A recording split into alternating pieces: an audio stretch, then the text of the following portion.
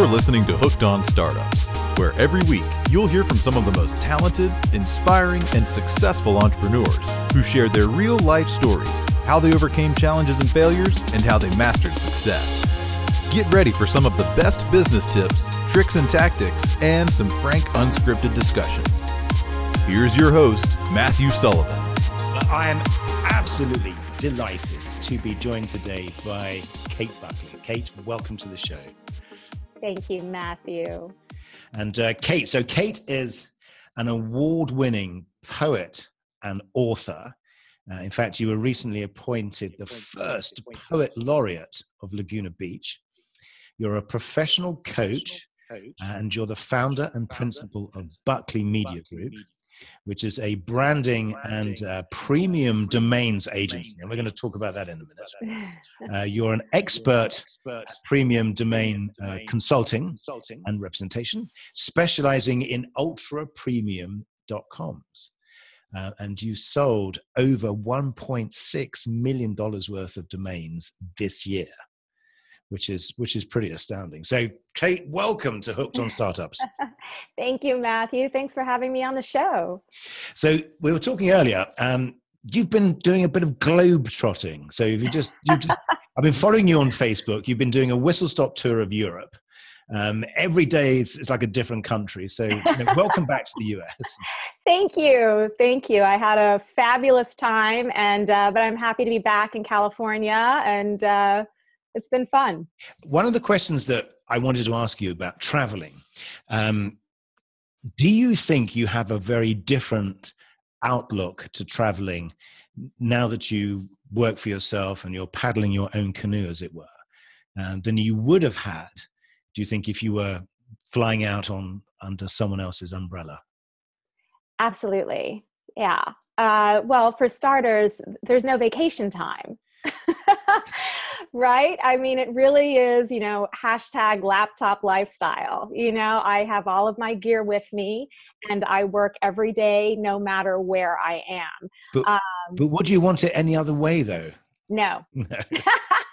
Also, the other fun thing is everyone I meet is a portal to another world. Yes. Right? And my first job is to get curious about them. Yes. Yeah. And just enjoy that connection. And then, hey, perhaps a connection will present itself. Perhaps they're with a company that I've been trying to reach, yes. Or perhaps they're trying to reach a colleague of mine and I can facilitate that connection and be of service. So I just try to view everyone I meet as a potential new friend and just get curious about what that connection could be. And of course, with traveling, your pool gets a lot more diverse and a lot broader, a lot more interesting. And that leads me on to pretty much the main theme of what I wanted to talk about today, which is storytelling. Yeah. And the importance of storytelling. Now, you wrote a book back in 2009 called Follow Me Down. Yes. And as I'm sure you know, because you wrote the book, the book is about memories and how they're passed down from generation to generation.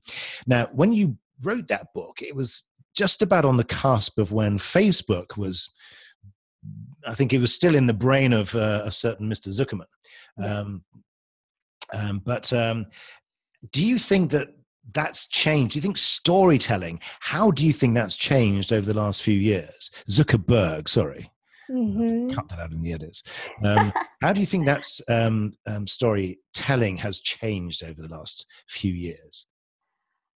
If I recall correctly, 2009 was the year I joined Facebook. Yes. You were probably number 4 or something. I don't think I was quite that early, but I was probably relatively an early adopter. And I joined Twitter that same year. And it's interesting that you say this, because I do think it's it's changed storytelling both for me personally and on a broader macro global level as well. And even speaking of memories, instead of turning to our journals or our photo albums, which are now an artifact. Yes. Right. We get daily pop-ups. For those of us who are still on Facebook, we get daily pop-ups of your memories. Yeah. And it's a function called On This Day. Yes. And it's quite surreal to have, a platform, an application remind you, curate, if you will, your memories for you and serve them up to you in digital array. It's uncanny. And there's parts of it that I think are interesting and valuable. And there's parts that I feel it has impoverished us. To a great degree. I personally journal less than I used to.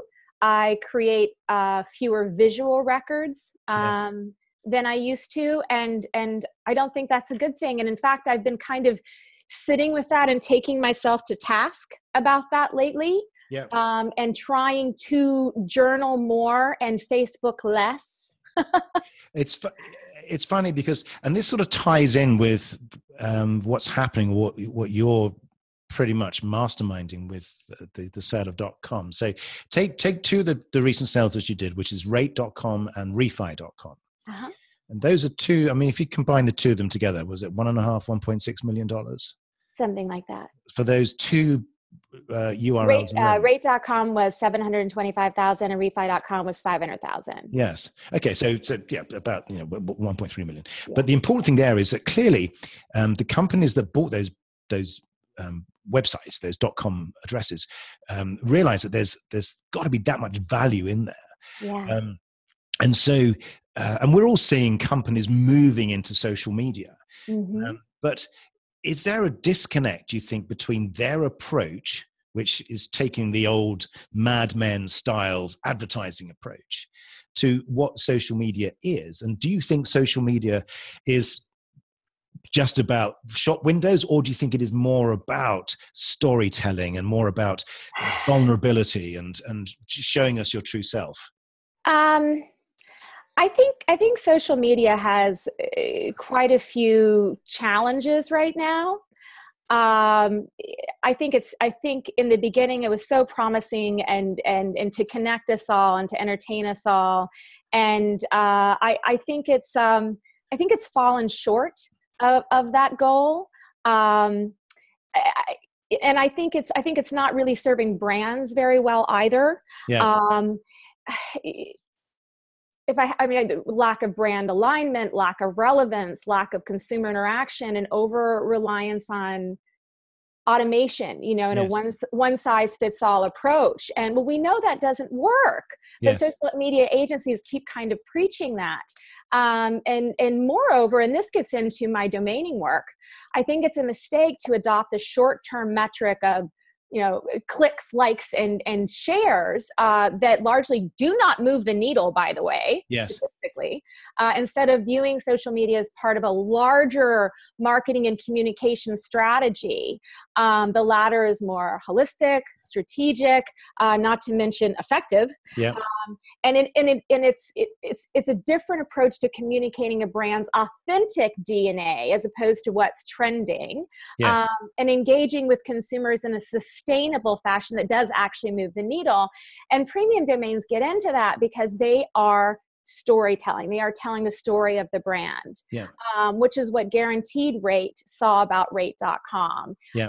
It was a short, brandable, memorable way to capture their story, and 4 characters, right? The shorter the domain, the more valuable. Generally, freedom.com just sold for $2 million. Yeah. I know fly.com sold for 2.9 or something. So 2.89. That was just announced about a month or two ago. Travel Zoo, that was Travel Zoo's sale. They bought fly.com in 2009 for 1.8. Yes. So not only were they able to use it to tell their story in a memorable fashion, I mean, it definitely passes the cocktail party test, fly.com. Right? Yeah. But it's in perfect alignment they're a travel company. Plus there's all those brand story feel goods of fly away, right? So they got that fabulous use out of it in alignment with their mission. And then when they were ready to pivot and go to a different direction, premium global.coms are appreciating assets, and they made, 1.8 million on the deal, a 1.84 million, not too shabby. No. I mean, and that's astonishing because that's a business that really has been created out of nothing. Oh, yeah. So, but how did you find yourself right in the middle of some of the biggest deals this country has seen in that space? Heck if I know. That's right. That's not an uncommon answer. I mean, I really would be lying if I sat back and told you, oh, I've masterminded this whole thing. This is, I think that if you are committed to showing up every day and doing some good work every day incrementally, you get some good wins if you're lucky. I was fortunate enough to be mentored by some pretty big guys in that space, in the domain space. I don't know if you've ever heard of the Costello brothers. Are you familiar with them? They're domain hall of only famers. Through reading up about you, yes. Yeah, okay. Well, that's a good place to start. No, I'm not thinking about Abbott Costello. Not the. Yeah, it's not the Irish Costello, it's the Italian Castello. But the Costello brothers, David and Michael, are quite well known in the domaining space. Domainer Hall of Famers. Michael's on the board of ICANN, et cetera, et cetera. So I first met David Costello in 1998. Wow, so okay. Now I'm dating myself. And I was amazed at the business he was in. Yes. It was so exciting to me. I grasped its endless possibilities, and I wanted to be a part of it. And I think part of that is my entrepreneurial background. I'm from a family of entrepreneurs. Like many entrepreneurs, I tend to be rather stubborn, shall we say, tenacious. Yeah, no, it's a great quality. Yeah. Determined, and wanted the opportunity to do something to the best of my abilities instead of fitting in a slot in someone else's machine, right? One of the words that you used just now, which is very interesting, is incremental. Yeah. And I think I was reading a book the other day called How Google Works. Yeah. And Google is all about 10x and moonshots, but I think one of the missives that went around Google a few years ago was, look, we don't all have to go for the moon. Just incremental steps and I think one of the issues or pain points that an entrepreneur has is the ability or the demand for instant gratification. And I can't understand why my business isn't an instant success. Yeah, exactly. Sorry. No, go on. That was. Yeah, no, I think about that quite a lot. And in fact, I think the term that they used was roof shot, right? Correct, exactly. So it doesn't all have to be a moonshot. You need those roof shots along the way to get those incremental gains. And that's something that I have used in the past in my coaching practice, working with executives and, helping them say, okay, well, here you are. Where do you want it to be when you grow up, so to speak? Yeah. And let's chart that path, right? And then let's break that path down to incremental, achievable steps. And sometimes the metaphor I use is, okay, say someone wanted to lose 20 pounds. Would they wake up the next morning after eating salad all day and say, I am quitting because I've only lost half a pound or nothing, right? Exactly. No, I mean, one would hope they wouldn't. One would hope that they would chart out measurable, achievable steps and celebrate each goal along the way. Yes. And I even do that in my own business. Of course, I was actually speaking to one of my co-brokers yesterday, and she was a little frustrated. She's newer to the business. She's quite good, and I think that she did very well, but she is newer to the business. And she was getting really frustrated that she hadn't had a big win yet, a big 6-figure sale. And so we talked about going through the portfolio and identifying some roof shots for her. Yes. some domains that aren't six-figure, but that I thought she could have a pretty good chance of turning pretty quickly and getting that feel-good roof shot win. Yes. And that tactic felt very good to her. And so that's our pivot, on that. So I'm a big believer in that. And I think that's one of the and I guess this is what you teach in part of your coaching business, is the ability to take a goal, which is something, my son says to me, Dad, I see this Ferrari. That's my goal. Well, it's just so far out there. I mean, how are you going to achieve that? Right. And you've got to break it down. And one of the real skills I think that you're talking about is being able to look at a problem and break it down into bite-sized chunks, because otherwise you're never going to be able to take the first step. And is that what you find with your coaching with some of the people that you come in contact with? Yes, particularly if I'm working with a younger person. I'm thinking of this one young man in particular who's in his late 20s, and he was very frustrated with his perceived inability to move forward in several areas of his life. And so the first thing I worked with him on is just changing his mindset.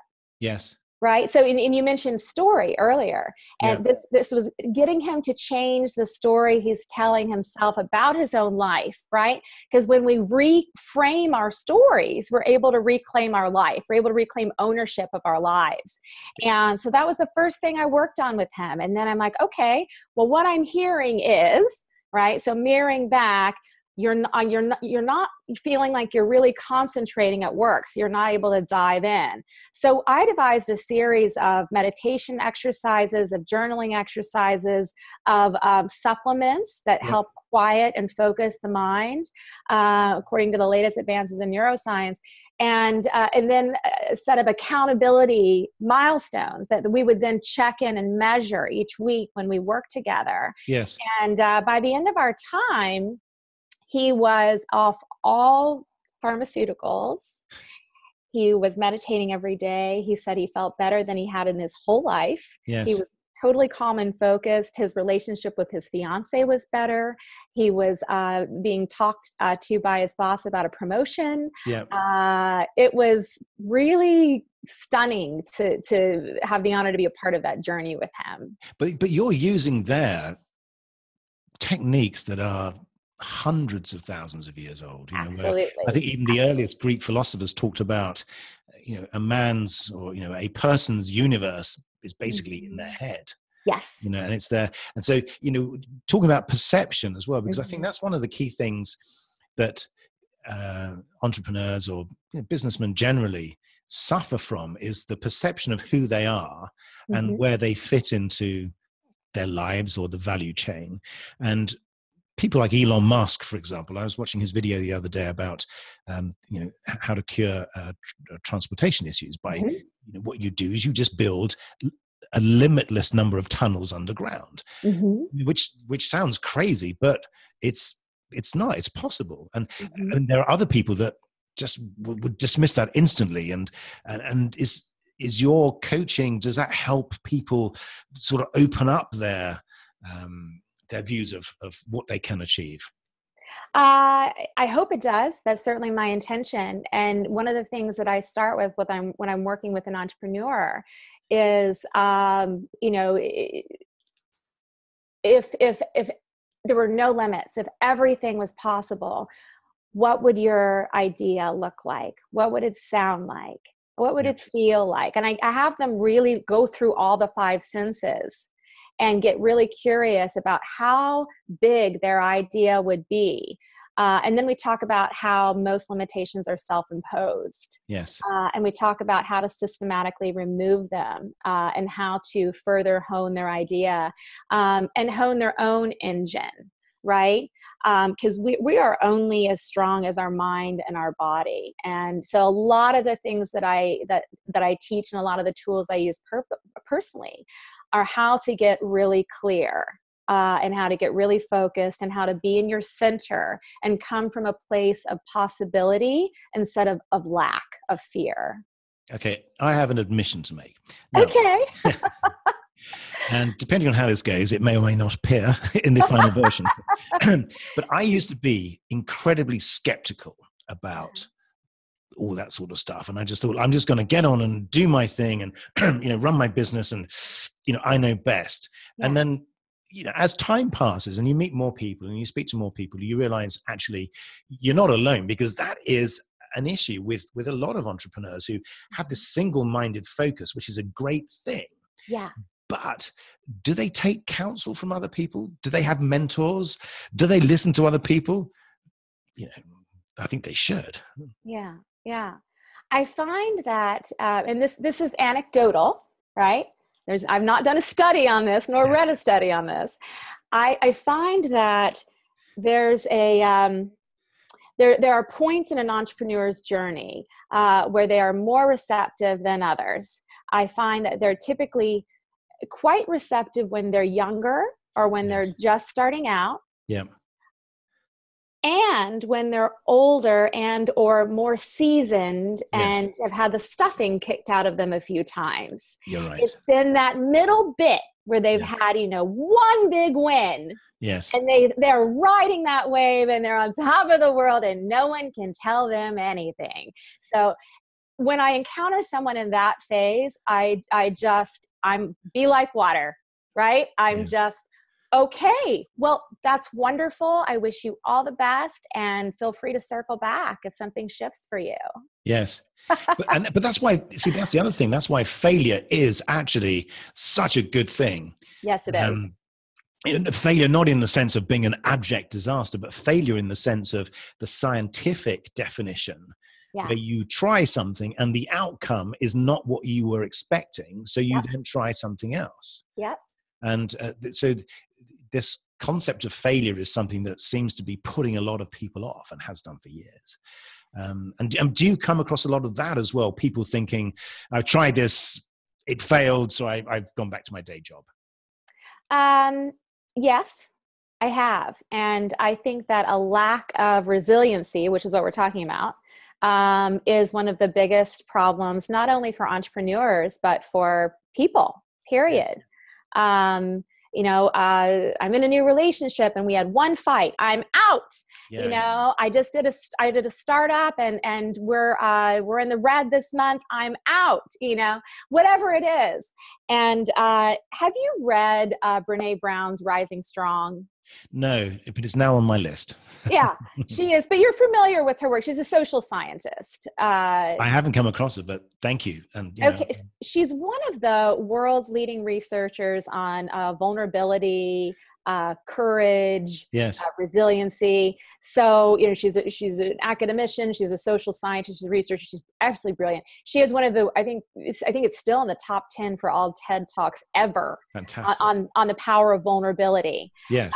Which is how she first came into my consciousness, was that TED Talk. I had several people, including my father, send it to me, and he still claims credit because I love her. I've read all of her books, and I really use a lot of her findings in my life and in my coaching. And my father still takes credit for it. Well, I sent you that first video, but vulnerability. So how is it? Is it something you use, or is it something that? How does she describe it? Well, so first, let me touch on Rising Strong, because it is the thing that we will all fall. It's how we get back up. It's how quickly we get back up, and it's how we get back up. Yeah. And I would even, I even think that it should be required reading for business curriculum. Yes. Because I think you'll agree, any startup founder needs to be as resilient as they come. So, and the book, it goes into case studies about resiliency, findings about resiliency, and some beautiful and very vulnerable personal stories that Brene shares about resiliency. And it's also about owning your story, which we, of course, touched on earlier. Yes. You have to own your stories in order to envision a new and different ending, right? So for instance, in the example of the entrepreneur who has a failure, and is tempted to quit and get another day job, or what have you. A way that I might work with them is to say, okay, well, is there a different way we could look at this story? Yes. And one of the phrases that I use all the time is, how would you silver lining this? Yeah. Okay. Do you know what I mean? Yes. So okay, you failed. So guess what? You're one step closer to a success. Yep. Right. So And what's the spin? What's the spin? What's exactly. the silver lining? What's the gift? What's the Yes. opportunity out of this failure? Because there is always one. And I find that the failure to recognize that or to look for it is one of the biggest inhibitors to resiliency. What's the lesson? Everything has a lesson. Everything. What do you learn? Bounce back. Because you're right. I think resilience is one of the most critical elements of success. Yes. Just the ability to just pure dogged determination. Mm-hmm. Because there's a quote somewhere, I don't know who said it, but it's very difficult to stop someone who is never going to give up. I love that. Yes. But also I love, and again, in one of your interviews I listened to, you talk about Mary Wells Lawrence. Yes. And her quote, if you're not satisfied with your life, it's time to invent a new one. Yes. How possible is it? So maybe if you can go back to when you were working for somebody else. Yeah. Was there a moment there when you thought, you're not really reinventing yourself, you're kind of evolving? How possible is that? It is imminently possible. I feel like I've done it numerous times just in my own life. Yes. Whether it's deciding to move across the country and without a job. Because you're originally from Kentucky, is that right? Yeah. Yes. And I moved from Kentucky to New York, back to Kentucky, out to California. So I've done this multiple times. That's been part of my own discovery process, my own sort of hero's journey, to use Joseph Campbell's mythology. And in each time, I just had an unshakable belief in myself. It wasn't that I had some magic cure or magic. I just knew that I would be fine no matter what. Yes. And I think that the other big thing is I was excited about the journey. Yes. I was excited about what might be around the next corner. So having that courage, having that curiosity, and playing in possibility, I think is so important. And all of my reinventions have not been entrepreneurial. One of them was, I want to go back to school. Yes. You're right. And I think there's a difference between growth and evolution and sideways movement. Yeah. So, and it does take an enormous amount of courage to do the sort of things that we will do, whether it's moving geographically or stopping something because it doesn't feel right and embarking on something where you really don't know anything other than what the first step is. Sure. So I think that's one of the really useful lessons that we learn, which is, as long as you know what the next step is, you're kind of okay. So, and do you find also that there's a crossover between your art and your business life, where your business life is now almost becoming an art? In other words, is entrepreneurship an art form? Yes, absolutely. And it is, and whenever I get frustrated or feel like I'm nearing some danger zone for burnout, which, happens, we're all human, we all go through phases. That's my cue internally to pull back. Yes. and reset and re-envision, and make it fun again, and get that juice and that creativity back in the process. And I use a lot of the techniques from art and from creativity to do that. Whether it's going, okay, I need to stop. What feels really? I work very intuitively. Yeah. So I'll drop in and be like, okay, what project feels intuitively just really exciting, really juicy to me right now? Yeah. And then, what is it that feels exciting? And then I get curious about that. And then it's like I'm building a sonnet, or I'm building the layers of a painting. And then by the time I'm done with this exercise, I'm so excited about the project. I have so much passion around it, and I have direction. Yes. right? Because I've charted out the signpost and I can't wait to dive back in. And that's usually also when I see results. Energy and direction. So it's focus and productivity. Yes. I mean, those are the two brothers, I think, of success, which is the ability to be focused, mission focused. Yeah. So the book that's coming out, Reclaiming Joy, is that, does that, A, when's it going to be available? And B, can you give us a snippet? Or is that still under the radar? Okay, well, first of all, I want to say that coming out is a very generous term. It's being published, sorry. No, it's not even. This is this book is it's in the womb. It is being conceived. I'm charting it out. I have the log line, I have the outline, I'm charting out the chapters, I'm roughing it out. It's in its infancy. But that itself, the fact that you're creating this new book, there are tens of thousands of people out there who are struggling to write the first word. And do you find the same challenge with every book that you write, that it's new, it doesn't just flow, that you have the same, oh my God, what am I going to write about? Well, my previous two books were, books of poetry. Yes. And so that's a very different process than writing, a book of nonfiction or personal development. So I'm learning this as I go along. I've done a lot of essay writing and article writing and blog writing. So I have that skill set.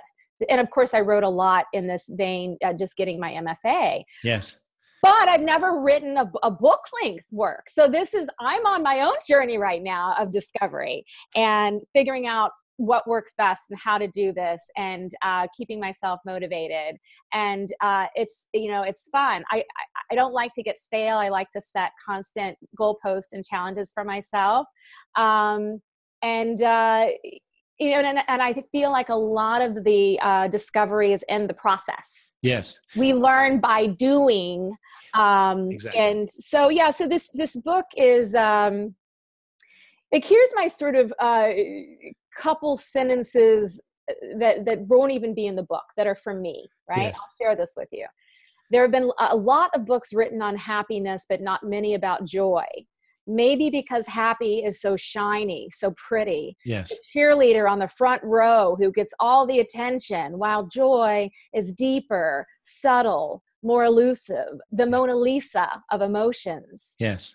Joy comes softly and stays. Happiness rushes in like a wind, fleeting, slamming the door behind her in her wake. Yes. Joy is not as sexy as happiness. If happiness is a temperamental thoroughbred, joy is a steadying, plodding oxen making its way unerringly back to the barn. So given the choice, everything, and I mean everything is a choice, I choose joy.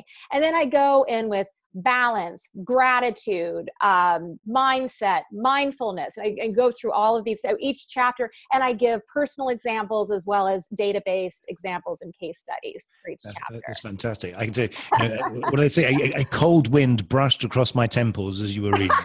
Thank you. I mean, but that itself, I mean, I can't remember who said this. It's a great quote, but the instructions are, if you want to write a book, just write 2 crappy pages a day. And I know that. Yep. So I think, did you find that, is that something that you're having to do as well? Not write crappy pages, obviously, but just force yourself each day to sort of incrementally move forwards. I'm not doing that. I've done that in the past when I had deadlines for blogs or essays or even works of short fiction. I also write fiction. Yes.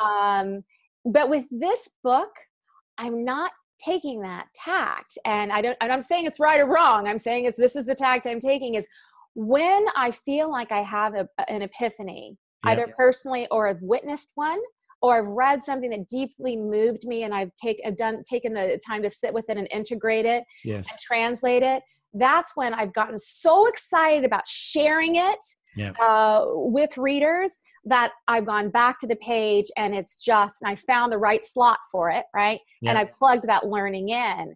And to me, that feels like a true way, an authentic way to write this book. Yes. And a joyful way. Exactly. So that's the thing. I mean, one has to sort of, believe in one's own PR, as it were. Well, yeah. But that's fabulous.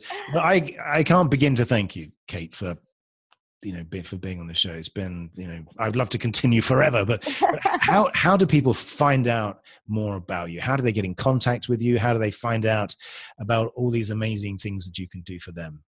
Well, they are welcome to visit my branding and premium domain site at buckleymedia.com. And several ways to reach me there. My coaching site is transitionandtransform.com.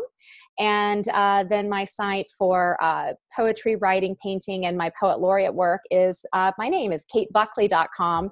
And I'm on the social platforms, Twitter, LinkedIn, Instagram, at katebuckley1. And I want to thank you, Matthew. This has been so fun, so generous of you to have me on, and it's been a pleasure. The pleasure was mine, Mr. Kate. Thank you very much. You've been listening to Hooked on Startups. I'm Matthew Sullivan. See you next week.